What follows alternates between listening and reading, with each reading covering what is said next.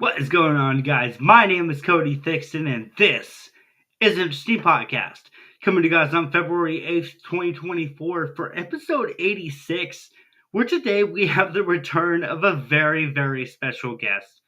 Make sure to hit the like, subscribe button, ring that notification bell so you guys get notified whenever I upload content.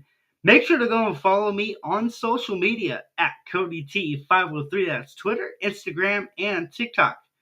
Let's get right into this.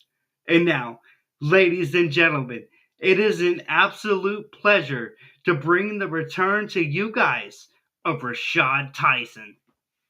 Hey, what's up, Cody? Oh man, how are you doing tonight? I'm good, man. I'm good. Just got back from the gym, so got all that adrenaline still in my soul. Got to hit that whoa later on. Oh, that is so awesome. Well, thank you so very much for actually joining us back here. It has been a long time that I've actually been wanting to actually re-interview you. Absolutely, man. Hey, I had a lot of fun last year. Was that last year already? That was last year, right? Yep. Man, time's flying by. Oh wow. Yeah. All right, man. Well, let's just start out for maybe any of the people who maybe don't know you. Maybe if you can introduce your name, where you're from, and how long you've been in pro wrestling. There you go. Absolutely. For those of you that don't know me, my name is Rashad Tyson. I also go by Real Talk, or the artist formerly known as Rashad Tyson. And I also have a doppelganger who wrestles at SOS Pro Wrestling. His name is Camp Counselor Coleman.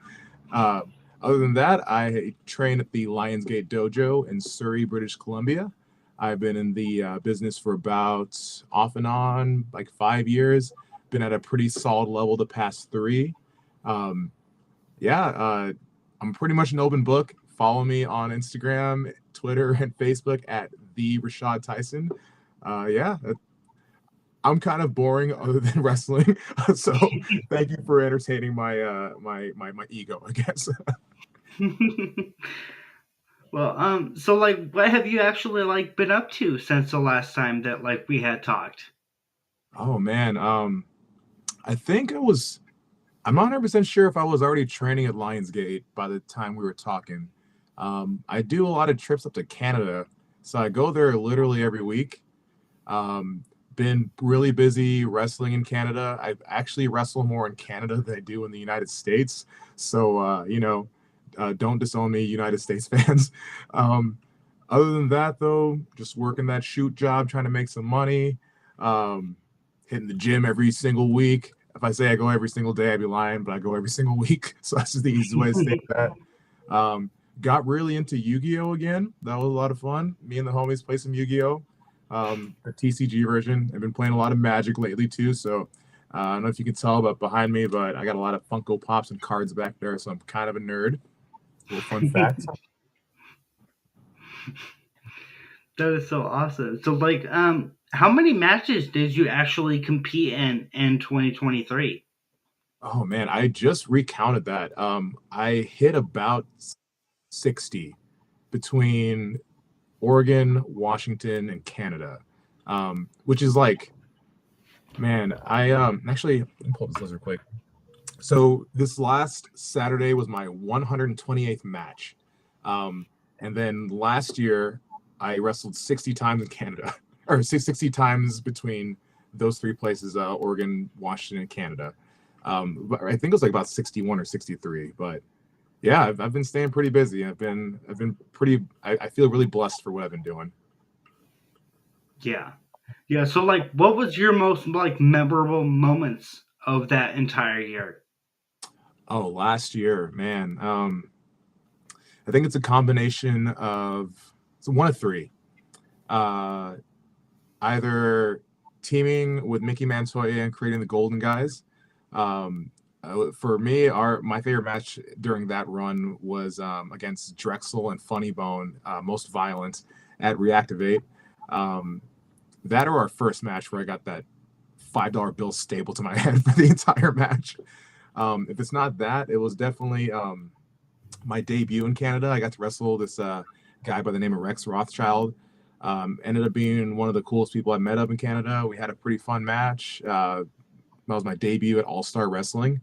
And then most recently, I've been having a lot of these like no ring matches at this company called Combat Pro down in the Marysville and Linwood area. And I had a recent match where an entire wall fell on my leg, and I had to finish the match just hobbling and limping all the way through. Well, any of those three moments are probably like my biggest like moments of last year.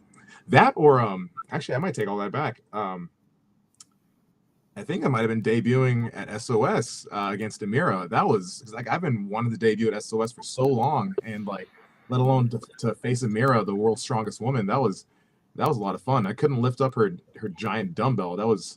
She literally is the world's strongest woman. Interesting. So, like, you had just actually brought up about going to Canada. So Yeah. it's like, was that like your first time actually being able to travel up there, or were there like other times in which you were actually given that opportunity? So about this time last year, one of my good friends up there, his name is Parm Singh, man. He invited me up to train at Lionsgate Dojo. It was probably around February of last year, Mhm. just to see what it was like. And I sat in on a training session with this worker by the name of Cat Power. She's taken a little bit of a hiatus while she finishes up school, but I kind of fell in love with Canada at that point. But before that, I think I'd only gone like with my parents as like a field trip or like a vacation, maybe once or twice. But like after that, though, I was supposed to be at this company called 5cc, and unfortunate circumstances came about, and the show got canceled. So I went up to Canada again, maybe like April area, and I competed in this show called Dojo Wars. It's like the students pretty much have like a student show in front of like a lot of the promotions in Canada, a lot of the promotion heads, almost like an open tryout. And yeah, I got to compete against Rex Rothschild and my buddy Parm in a triple threat match. It's on one of my coaches is gonna love this. Shout out to Tony Baroni at the Baroni Network on YouTube. Give that a follow if you get the opportunity. All of our Dojo Wars matches are on his channel. Yeah, I've only been up to Canada up until I started training maybe a handful of times. This last year, literally every week. So it's like a little mini vacation for myself every time I go up north. That is awesome. So it's like when it comes to like your actual goals for 2024, obviously like that probably has to be one place in which you actually want to return to. But is there any other more goals that you actually want to achieve? Yeah, I was thinking about this because like I'm pretty active on social media. I like to try to put my energy out there. Specifically, like I like to let kind of people know like what I have planned for the year. So like this year, my three biggest goals. I want to debut in California. I want to wrestle in Oregon again, and I want to debut for New Canada Wrestling. It's like one of the biggest companies in Canada. I like specifically New is probably like my biggest goal right now. Other than that, though, definitely make it to Prestige or Defy at some point. I think I got to make sure I got to like I'm in the right mindset. I'm in like the right shape, and I make sure that like I'm like ready for those like high octane offenses when if I ever do make it over there. But I know I kind of threw off like five goals at you, but like for the most part though, that's where my head's at right now. Travel more, California, make it back to Oregon, go to Nevada, Texas. It'd be kind of cool to make it to the East Coast. Definitely debut for New, and yeah, that's kind of where my head's at right now. Yeah. Yeah, well, one thing I wanted to ask you that I found really interesting is like you like striving for your character to get better. So it's like, how is that as a professional wrestler to actually be striving for like I can actually do this if I like really put my mind to it. I think everyone's version of what they strive to do to be better is a little different. Um, like for me personally, I want to get into like the higher tier promotions. I want to make it to I want to make it to TV at some point, right? And I think a lot of that comes into like how much time do you spend in the gym, how much time do you spend in a ring every week, what shows you're going to. Those are kind of the steps that I kind of do to try to get to the next level. Make sure that I can hit that fifth or sixth gear when I'm in a match. Um, yeah, I hope that answered that question. Yeah. Yeah. So like how does it feel to where like maybe you maybe feel like as if like you kind of like you have to like pick yourself up whenever you actually kind of like drop from what your expectations are and like what you want to do in the ring. Like how is that as a professional like a wrestler where it's like you actually have to pick yourself up and be like, I can do better.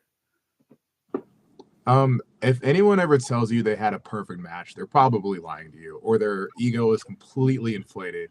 I think that it is important to look critically at yourself at times and say, I could have done this better. I could have done other things differently. Um, Mm. and at the end of the day, like especially, I consider you as in the same vein. We're all entertainers to some extent. I think we are our own worst critics at times. And I think trying to like to stay out of your own head and like kind of like not let like doubt alter how you interact with people or how you go after your goals is a really important aspect of that. Mm. And just kind of having confidence in yourself. I think a lot of that also goes into what kind of support crew you have around yourself. I've been blessed with a lot of the people I've met up in Canada at the Lionsgate Dojo have been very supportive of like the decisions I made, training with them. They've kind of welcomed me in with open arms. The coaches are all up there are definitely helping me get to where I want to get to. Yeah, I think there's a lot of factors that go into not letting doubt creep in. I think being confident in your own abilities and being very critical of what you need to improve on, performance in, performance out. I think that goes into a lot of what it takes to pick yourself back up if you do feel like you are down on yourself. Yeah. Yeah, I know I had actually noticed I think it was like a week ago or so. You had posted this thing that said adrenaline in my soul every night I'm Cody Rhodes. And so it's like what did you actually like mean by that? So, uh, little best kept secret. Cody Rhodes is my favorite wrestler. I will, I will fall in that sword if anyone ever like gives me any heat for that. Cody Rhodes is like dream match 101. I'm just throw that out there right now. Make it happen, someone. Um, but like, I don't know what it is, but like this thing popped up in my memories recently, and like I guess I had been I posted on Facebook like every year for like 4 years straight now. So like, yeah, I think that like, and I'm not trying to like boost up his own ego. He doesn't. I mean, he's Cody Rhodes. He's good, but like, just something about the way that he carries himself, and something about the way that like he approaches the business, being completely professional. He is a role model in the aspect of like what I want to do in this business and how I want to conduct myself and how I want to carry myself. So, adrenaline in my soul, something Cody Rhodes. That is my motto for 2024. That is so awesome. Well, I wanted to ask you about like you like performing with other people where it's like yes, there's this story in which they want to tell what like no matter what company you're working for and like you want to look like make yourself look good, but in some degree like you also have to be able to make the other person look good. So it's like how is that as a pro wrestler? I think that kind of goes into kind of just like real life too, and like everyone's everyday job. Some people are going to be kind of difficult to work with. Everyone has their own vision of how something's supposed to be. I think that it comes down to a lot of compromise. One way or another, I will make sure that I get what I need to get in, and then at the same time, though, I want to make sure that like whoever I'm in the ring with or outside of the ring with. Whatever story we were trying to tell, we both find like a nice common ground to be able to tell that story effectively. I think the biggest thing goes into though communication. I think it's like one-on-one for any sort of job or business or career opportunity you're in. Just being able to communicate effectively. I think a lot of people including myself, I'm not even pretending like I don't. A lot of people let their egos get in the way sometimes. Um, and sometimes it's just easier to kind of take a step back, take a look at the big picture, and just seeing what kind of story are we really trying to tell, and can we let our own egos kind of slip at the wayside to make sure that like the audience we're trying to entertain is effectively entertained. Yeah, yeah. Well, one thing I wanted to ask you, where I just find it like really interesting, is like if you were to ever get like a WWE or AEW like really long promo, like what would that kind of look like with your character? Oh boy, let me tell you, I have, it kind of depends on what I would be doing at that time. Because, like, what I do at SOS is different than what I do in Canada. What I do in Canada is different than what I do at Peak Sports Entertainment, or if I'm down in like Oregon or debuting somewhere else. I think it comes down to whatever the company wants. Like, I think at the end of the day, I would make sure that the authentic Rashad Tyson is still in there. But whatever gimmick, character, whatever they want me to do, I'll make sure that it's like delivered one way or another. I will say this though: if Camp Counselor Coleman was on AEW, everyone would get a demerit. One way or another, everyone's getting a demerit and cited. Yeah, yeah. So here's a question. So it's like since you just like brought up like a specific event, is there any really big event that like you really look back to and you're like, that is something that I can always go back to and I can watch, and it's like every single time it just makes me pop because I would love to be a part of that kind of event. I like an event that like I'm attached to, or an event that I like watched myself. Both. Both, okay. Well, an event I was attached to, definitely the debut of Peak Sports Entertainment. Being able to bring down my boys from Canada and then doing our tightrope walk, assembling Voltron. I want to relive that moment every single day. That was so much fun, especially doing that with the boys.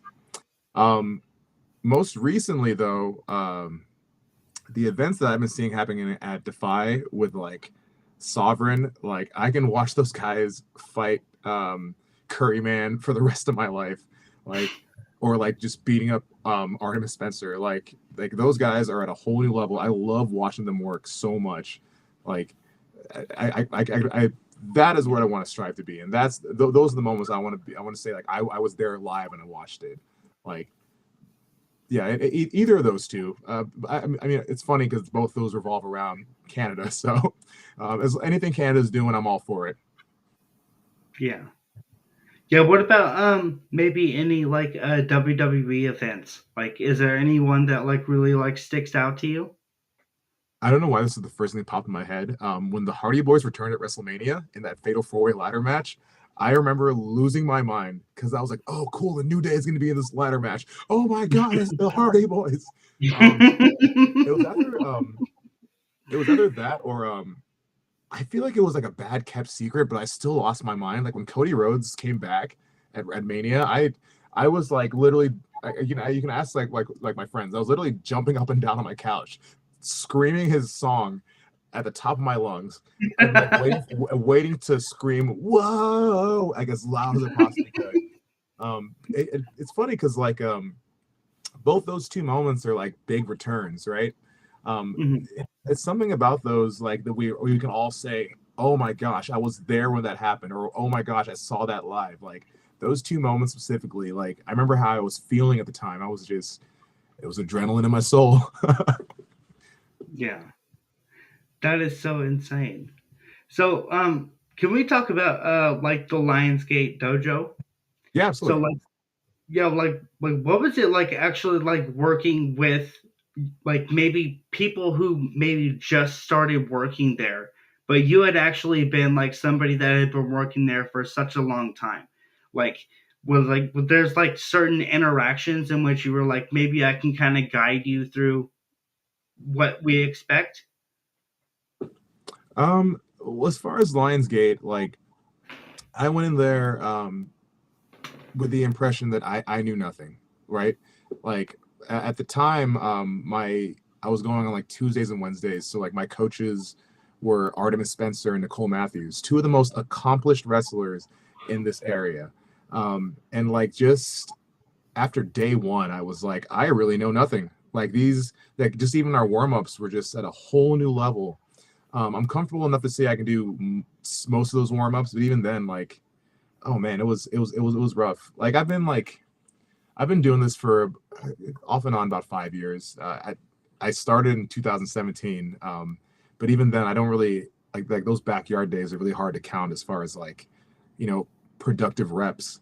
These last 2 3 years, I've been able to get my feet wet in a lot of promotions around here, but going up to Canada is a whole new level. Like even their newest students are at a higher level than most of the wrestlers down here because they approach training so seriously, and they know that like when you are at the dojo, when you are training, it is time for business.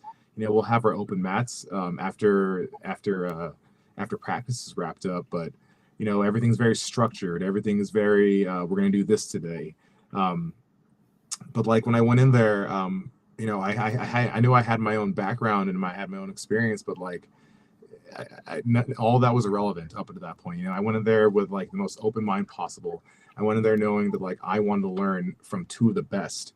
And after training there for as long as I have, I think it's coming up to about a year now. I think it's gonna be like a year in April or March. Even sitting in with like like one of my other coaches, I usually see him on Saturdays when I get the opportunity. I'm not at a show, but Tony Baroni, just the drills he showed us of like flex or not flexibility, kind of like rope walking stuff. Like I have added a lot of that to my own arsenal at this point. Like up until about, man, like I couldn't springboard for the life of me, and then I spent 1 month at Lionsgate and could pull off a springboard pretty comfortably now. And that was because like Artie took like literally like 20 minutes and said, do it again, do it again, do it again, do it again, do it again. And I got to a point where I felt comfortable enough to do that. But yeah, for the most part though, like going in there, I try to like, have an open mind as much as I possibly can. Because it's different everywhere you train. Everywhere has their own curriculum, everywhere has their own ways of how they approach training. And every coach is different. Even at Lionsgate, there's about 7 different coaches that rotate through throughout the week, and all of them can bring all of them will help you bring a different level to your game. Yeah, so it's like, have you ever actually had somebody like come to you and actually ask about like the whole curriculum and kind of like have you maybe like guide them instead of like maybe they didn't understand exactly what the coaches were trying to say? Yeah, yes and no. I don't consider myself qualified to coach anyone or show anyone um, something that if I didn't know it, I would try to guess it. Um, with that being said, though, like I can at least show someone what I was showed.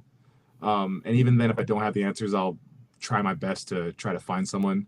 I don't consider myself a veteran in any way. I still consider myself pretty green. With that being said, though, like newbies coming in, like if they have a question, I try to answer as much as I possibly can. And if I can't find the answer, I'll definitely guide them in the right direction.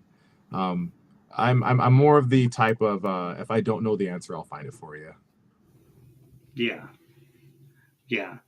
Well, one thing I wanted to actually ask you is so what actually happened between the Golden Guys? Because I know like before we actually get into like you kind of like splitting into that one character, I just wanted to ask like, is there any like split between the Golden Guys, or will we actually see that in the future?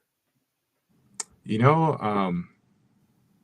oh boy, yeah, I haven't actually like publicly talked about this yet, but Mickey and I had kind of a little bit of a falling out.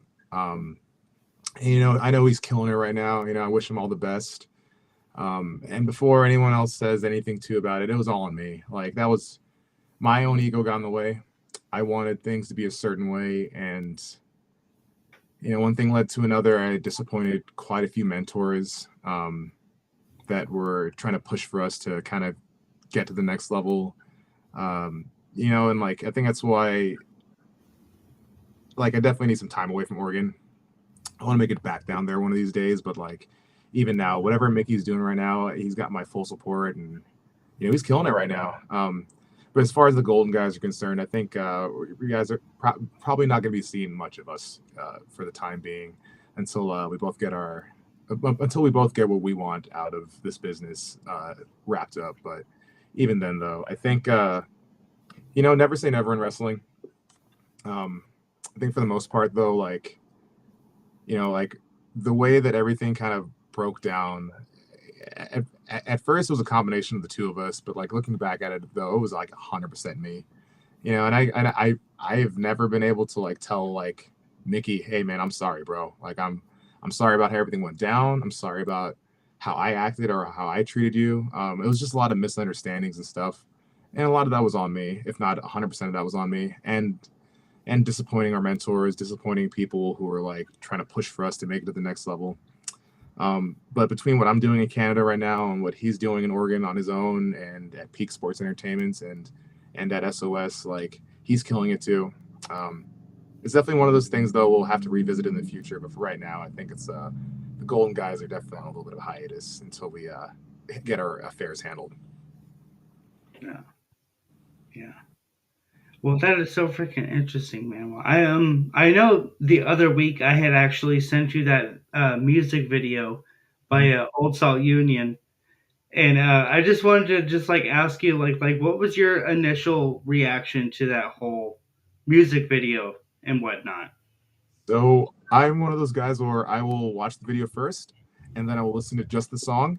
And then like if I'm vibing with it, I'm like, yo, I kind of want to do this with my entrance music. So like, I think you and I need to talk about that later on too, because like you might have helped me find like a banger for like a new entrance song. It was definitely immediately my brain goes like, oh, Camp Counselor Coleman would love this. Awesome. So like let's actually like start to talk about like your whole new character. So like what was your initial thoughts when you were like, you know what, like I want to do something different. I want to bring this to the Pacific Northwest or Canada where I could actually express myself in this way. Like what was going through your mind? I'd actually been developing that character for a couple years, but I just never knew like the place or how to go about executing that. And it took working with like guys like Drexel and even Mr. Ulala to an extent of trying to kind of like find this character and develop it. I pitched this idea to Chris Ross. If you know who that is, he's one half of the Bash Bros. Little semi-retired while he's healing up some injuries. But I pitched them this idea, like, I have this. I want to do this artist character really, really bad. And he's like, "What do you see?" And the first thing I did was I told him, "I see the Black Swan meets the Phantom of the Opera," and he's like, "Love it, do it." And I kind of like it was actually one of my buddies back up in Canada. His name is Ren Yoshino. Him and Tommy Chan. They're this tag team called the Moral Panic. I kind of workshopped with them this idea, and Ren is such a genius as far as like character work and promos, and like I'm so glad I met him. These two guys like literally pulled me out of the mud. I was literally on the verge of retiring. Like I wanted to hang it up after my fallout with Mickey, and Ren and Tommy kind of just pulled me out of it and said, "Dude, like do this. Like we could tell you're excited about it."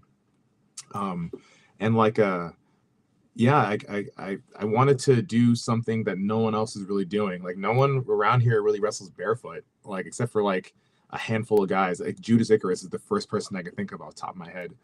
No one around here does like the face paint like that like I'm doing, other than like Drexel and I guess like Ghost Pirate Brian when he is at SOS.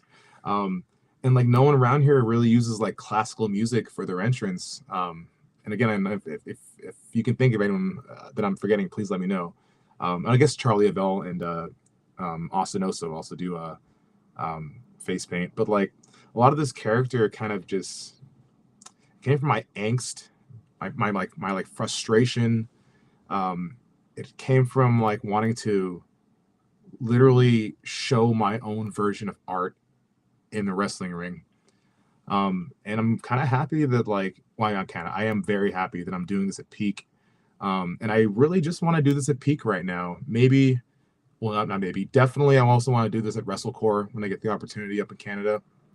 But those two promotions are the only place they're going to see this character for right now. Until like I can finally accept everything else outside of this and kind of turn this all into one at the end of the day. You know, when it's time to move away from like the real talk or the camp counselor gimmick, I know that this artist's character that I've developed over these past couple months is going to be my magnum opus to the wrestling community.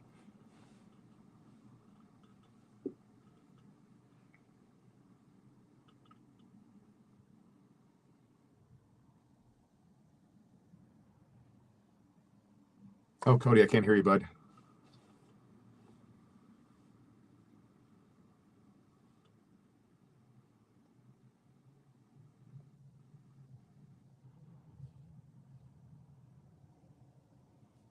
Hey, Cody, I can't hear you. I'm sorry, bud.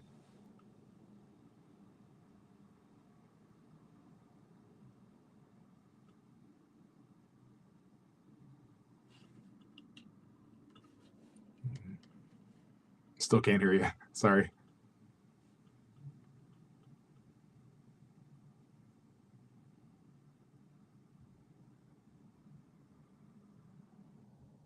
Mm-mm. I can't hear you. Sorry, bud. No, I can't hear you.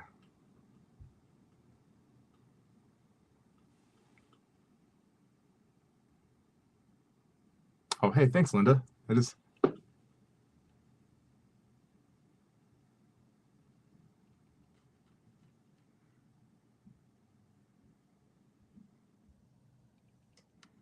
still can't hear you. Sorry, man. Uh-oh.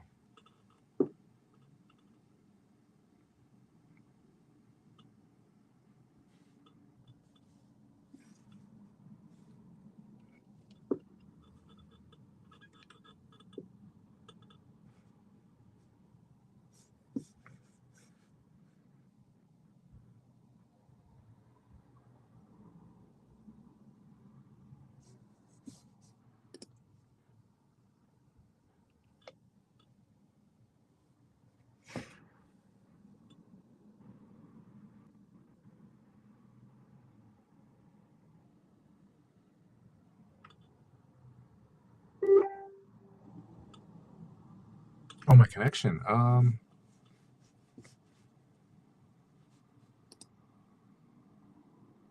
Everything's good on my end. Is my connection kind of thrown off? I got a 9 out of 10 for the network connection.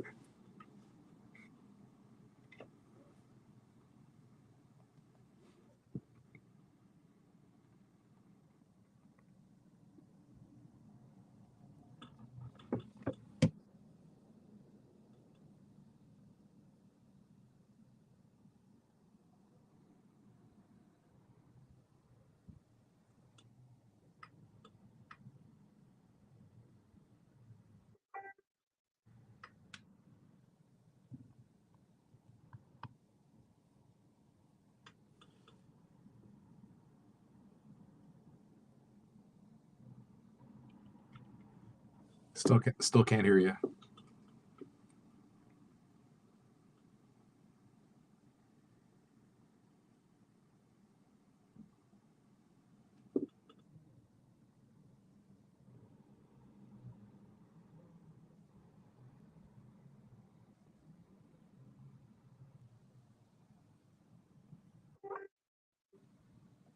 Hmm.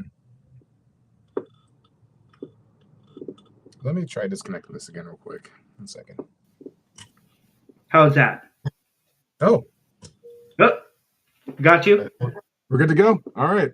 Okay. Sorry for the minor Okay, delay. cool. That was weird. Sorry about that. Oh, I'm so sorry for that. That absolutely sucks. No, it's all good. It's all good. Okay, cool. Um, okay, give me 1 second so I can find my notes. Yeah, no worries, no worries. Um, mm, so I So when did you actually get like the like thought of this is what I want for my mask? You know what I mean? Okay. So, funny story about that mask. Um, so that mask is actually a prop from a show I went to the night before. I got it from WrestleCore.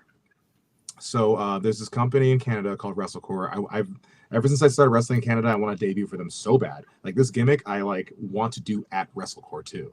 Um, like, but it was Randy Myers versus oh, I cannot remember. Oh, Taryn from accounting, I believe. And there was it was a Halloween show. So they did a match that involved have you seen the movie They Live? No. It has like a Roddy Piper and Keith Davis in it. But essentially the Roddy Piper's character, he puts on these glasses and people who are like just aliens who are disguised as people. When he puts on these glasses, they turn to aliens. But essentially, we had to wear these masks on the outside of the ring, and I got to keep mine. And I brought it to the show the next day, and Ren was like, "Dude, you should wear this. This is a great look." And I just kind of wore it for the entrance. I'm probably not going to wear that as often as like for an entrance mask as I think it comes off as. Specifically for this Black Swan Phantom of the Opera character, like I want to like keep it different as much as I possibly can every single show. Like this next show for Peak, I have a whole new aesthetic look that we're going to be going for. I want to like bring something new every single show. Um, so like it's gonna be an interesting look though. That mask though, I still have it. And I you know thank you Randy Myers for the mask. Um, like that mask is so fun though. Little funny side story too. Um, the mask underneath that mask that I wear, it's like a legitimate Phantom of the Opera mask. I got that mask from El Phantasmo, that same show, and I asked him if I can keep it. And he's like, "Sure, man, go ahead." And yeah, I used both masks the next night after doing a ring crew for that. But like it was a lot of fun just to even wear that. I got a pretty big reaction just taking the mask off, which was just the coolest feeling in the world. Um, Definitely chasing that going into 2024. Interesting. So it's like what do you, exactly do you want to bring with that character when it comes to 2024?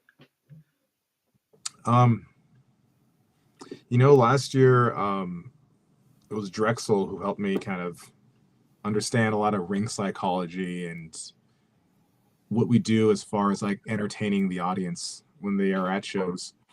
Um, this character, I want to just bring my own version of art and entertainment to the Pacific Northwest. I think that I'm not saying all, but quite a few up and coming wrestlers, they forget that at the end of the day, we are there to entertain the people who spent their money on a ticket or spent their time to be there with us. And a lot of that does not only go into just doing 630s, swanton bombs, tope suicidas, Spanish flies, and Canadian destroyers. Some of that also goes into being a very engaging character and engaging with the audience who are currently there in attendance. Um, for me, a lot of this character is how can I engage with everyone who's there at any given time. And if it takes being a little different looking, being a little more eccentric, channeling all that angst and frustration and anger that I've had this past year into something that I could just say, this is my art, then I'm definitely feel like I'm going in the right direction with it. Yeah. So here's a question just based off of like what you just said. So like if you kind of like watch like a Slipknot documentary, they kind of explain how like their whole masks or every single time that they change them, it's almost like an expression on what they feel inside. So it's like, is that kind of like what you feel inside when it comes to pro wrestling and what you actually want to transpire in the ring? Uh, I I would say so. For me, it's less about the mask and more about the body paint. Um, Yeah. the artist for me, it's like his way that he uses his body paint. It's very messy. It's disorganized. There's no sensical. There's no sense into it. It's very blotchy. It's bad. It's bad because that's his own version of art. Um, and like when I look at that, I think to myself like, who else is doing bad body paint? Who else is doing bad makeup? Um, it's one of those things where like my own expression of that art is showing that like my chaotic creativity is bad. It's its own bad body paint. It's its own like bad version of like what I think an entertainer should be, even if I'm doing that or not. Um, and like a lot of the mask aspect of it, especially that They Live mask. Cody, after this podcast, go watch They Live. It is a pro wrestling fans like dream to watch Roddy Piper just punch strangers in the street. But like that like They Live mask though, like the whole point of that mask, for me at least, is that like there is a person underneath the facade. There is more beneath the surface level other than what you're seeing at face value. Like at the end of the day, I just want to entertain people. I want to have fun doing this in this business. I want to get other people as many opportunities as I've gotten. And like I just want people to have fun when they come to these shows. And I think that like this artist character that I've been developing these past couple months is helping me achieve that one way or another. Yeah. Yeah, I think it's really interesting because I think it was like a couple of months ago after Bray Wyatt had passed away. I was sitting there talking with my mom and I was telling her like what character can we get besides like Bray Wyatt and The Undertaker and just all of these like, the Fiend even though he doesn't come along. And it's like what character can I actually attach to where it's like it's really interesting to see them develop, and then boom, you you popped up, and then that's when I saw like all of your pictures and I was like, oh, that is so awesome. So I'm really excited to actually see like what you're actually gonna bring. Thank you, thank you. Yeah. Oh, that is awesome. So like will this be like a mainstay only in Canada, or will this be something that maybe you would want to bring as like a special character in special events? I think for what I'm doing right now, I definitely want this to stay at peak sports entertainment for the time being, and I Mm, definitely want to debut this at WrestleCore. At some point in my career, this is the only character I want to do. I don't know how far down the line that is. I just know that this is everything that I've been working towards. This is like my magnum opus. This is my life's work. This is my form of entertainment for this business. mm. Um, and I'm happy that I'm doing this at peak where I first started training. I wanted to be on Without a Cause when it was still active so bad, and just to be there for the debut of peak sports entertainment, like, and doing this character, Dave and Chris, they have a lot of faith in what I'm doing right now, and I'm always gonna be grateful for that. With that being said, though, like it's up to me to kind of figure out how do I take this to the next level each and every single time I step out there. But yeah, at the end of the day, though, this is it. This is what I'm going to be doing. Um, years from now, once I figure out how to transition everything else I'm doing in this meta sphere of professional wrestling into one consistent character. And I think I kind of owe that to anyone who's ever followed my journey too, because like my gimmicks are all over the place right now. What I'm doing at SOS is probably the only thing outside of that I'm like, okay, I'm doing this correctly here. Like everything else, like everything I'm doing in Canada, everything I did in Oregon, it was just me trying to figure out what do I do next, right? So like what I'm doing to get to the end game of just being, I think as Linda said it, the Phantom Swan, which I love that. I'm gonna start using that. Um, like once I figure out a way to transition all that into one, I think I'll be able to say this is my stride. I finally hit it. Yeah, that is so awesome. Well, I know the other week you had kind of like shared this post where like you actually went through like 4 matches in 24 hours, if Oh I'm not mistaken. So like can you kind of like walk us through that whole like 24-hour experience? yeah. So excuse me.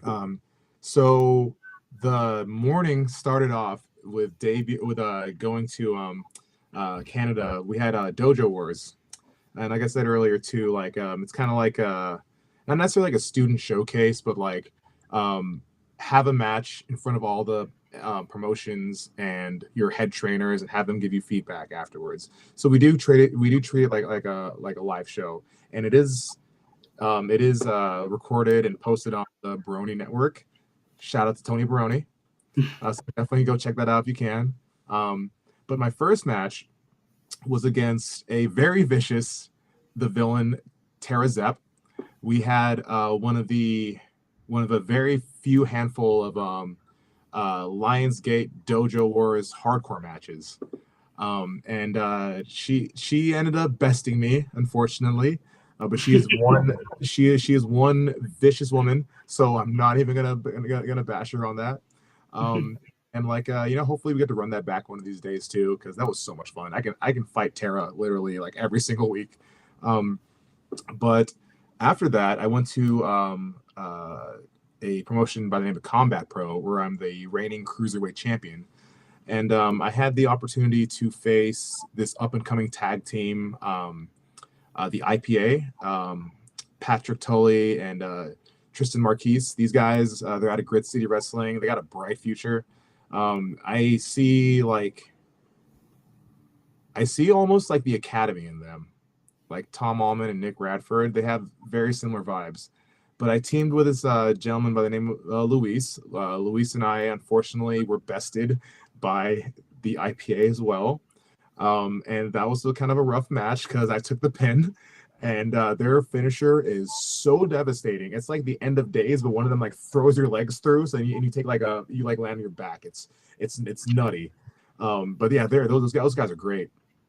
Then I entered number one in a 15-man Royal Rumble, and I pretty much just kicked everyone 1 through 8 right in their stupid face and their stupid chests and their stupid kidneys.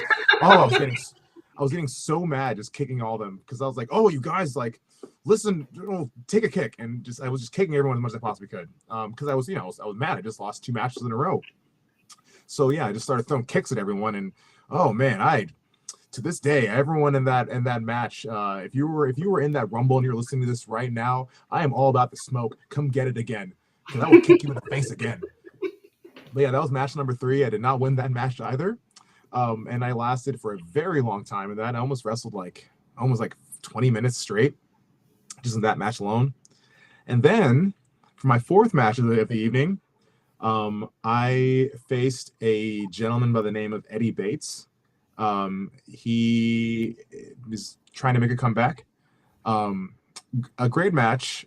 He had his whole section of his own family there, and to each and every one of his family members, I hope you saw me kick him in the face numerous times. And unfortunately, my own ego kind of got in the way, and I tried to kick him in the face, and he caught me and put me away pretty promptly. I think we both push each other to our limits, but for the most part, Eddie Bates, I will definitely kick you in the face again when I get the opportunity. But yeah, that was a very long day. I think the biggest part of that day, though, for me was being able to bring my like Canadian boys down to the States, and they also had a match on that show as well too. It was a lot of fun. Shout out to Club Hectic over in Linwood. Yeah, it was a lot of fun. 4 matches in a row. Let me tell you though, that wasn't even the craziest part. The craziest part though was after my matches on that one day, I had peak sports entertainment the next day. And I remember looking down at my ankle that night and was like, wow, this thing is more swollen than a balloon. And I kind of just gutted through it. And for the most part, wrestling barefoot hurts. Wear shoes. Mhm. Interesting. So like you like so like when you actually like look at like Matt Riddle when like he actually will like actually sit there and like wrestle barefoot, like how does he do that as well? Oh, man, I don't know how he does it. I'm gonna assume it's the I'm gonna assume Riddle does it with like the over-the-counter stuff to help him out. Because like he also has that MMA background. I don't have an MMA background. I played basketball and tennis in high school. Like how he does it though is a testament, I think, to his conditioning and his mental strength. Because I've asked Judas a couple times what it's like wrestling barefoot, and he tells me every single time it hurts. And just hearing that alone, I'm waiting for the one day where I like break a toe and decide to go back to boots. A little funny side story. There's a wrestler by the name of Shug Blanc. He's part of the tag team Miller Tribe, but he also wrestles barefoot. And I remember seeing him after a match one day, and his little toe on his like right foot, I think, was just completely covered in blood. And I remember looking at that and being like, okay, this is me in the future. Just know this is the worst. This is the worst that'll happen. Just say that those the worst that'll happen, and if that happens, it happens. Yeah. Yeah, well, so here's a question. So, like, one thing I wanted to bring up with you was a quote that actually Dustin Rhodes had said at one time, where he said that there's only one thing real in this business, and that's winning that first World Heavyweight Championship. So it's like, what would that actually mean to you as a professional wrestler? I think winning the world title for me, at the end of the day, it means that a company trusts me. Um, I think it also means that like I was able, because like let's be honest, like the best wrestlers in the world aren't always world champions, and vice versa. The best world champions, or the world champions, aren't always the best wrestlers. Um, Hmm. with that being said, though, like it does take quite a bit to climb the mountaintop. I think if I were to ever win a world championship, I would definitely just feel blessed for being in that position to do that. Because like winning a title, it's it's to me it's like what we all strive to do. You know, everyone wants to be champion. I think not enough people are willing to put in the work to be champion. They just kind of want to skip the line and become champion. um you know, I'm a cruiserweight champion at one company, and I hold one title at another. And like both those titles, like regardless of the circumstances of how I got them, I do what I can to ensure that there's a reason why I have it. Um, you know, if that means like going the extra mile to hit the gym one more day a week or go to training one more day a week to stay on top, you know, I think a lot of that goes into that as well too. But just to even be world champion is just like a dream come true. I think even like as like fans, we all want to be world champion one day. Um, I think that being world champion though at some point would probably be like a culmination of like a lot of the hard work I put into this business. Yeah. Well, all right, man. Well, before we actually end up closing everything out, I just want to ask you, like, so what can we actually expect from the future of Rashad Tyson? Expect a lot of traveling. Expect some new merchandise, some new shirts dropping pretty soon. Nice. Um, expect a expect a part 3 on the interesting podcast for sure. Um, Nice. expect me dropping my own podcast sometime this year, and where Cody, you will be one of my first guests. I guarantee you'll be one of my first guests. Oh, I'll have my own that would be questions for you as well too. amazing. Hey, we'll do like a crossover. Maybe we can do like one podcast at the same time while the other podcast is going on. It's like Yeah. like an Inception podcast, a podcast within a podcast. But for the most part, though, just expect me to be on more shows. Expect me to be like SOS, Peak Sports Entertainment, All Star Wrestling. Shout out to All Star Wrestling, Boom Pro Wrestling. Shout out to Boom Pro Wrestling. Expecting to be all over in Canada. Expect me to be at Lionsgate Dojo. Expect me to be back in Oregon at some point. Expecting to be at Reactivate Pro Wrestling. Other than that, though, keep your eyes out for some new shirts. Keep your eyes out for some new merch. Keep your eyes out for my new podcast where Cody will be one of my first guests. But yeah, I think for the most part, though, just expect me to keep doing what I'm doing right now. And thank you for everyone who's been along on this journey with me. And thank you to everyone who's like, ever bought a t-shirt or, showed some love. I appreciate y'all. That is so freaking awesome, man. Well, thank you so very much for actually joining me here today and just letting me just pick apart your mind for a little bit. And I cannot wait to see you soon when I can actually see you at a pro wrestling show. Hey, man, I'm looking forward to it. Thank you for having me back on the Interesting Podcast. Once I get my ball rolling too, I'll definitely have you on as well. And hopefully see you soon. Hopefully down in Oregon. Hopefully if you ever make it up here, shoot me a call. I'll meet you at a show. All right, man. Have a very, very good night. You too. Thank you, Cody.